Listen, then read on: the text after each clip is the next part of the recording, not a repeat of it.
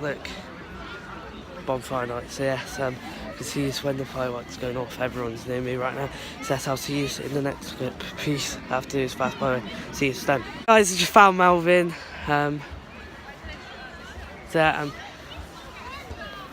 He's down here. If you didn't see him, here's a good shot. So yeah, that's him and his family. So yeah, and see you in the next clip when the fireworks go off. Peace.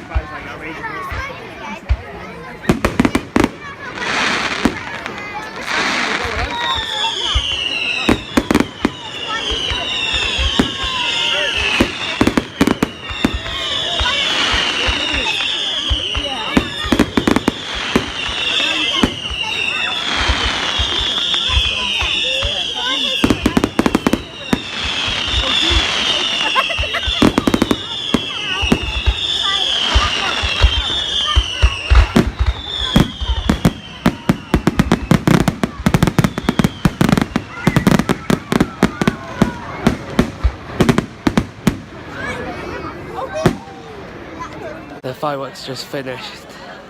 I just confronted Melvin as well. I'm gonna go down this hill for a little shortcut. So see you guys when I am going back home. Peace.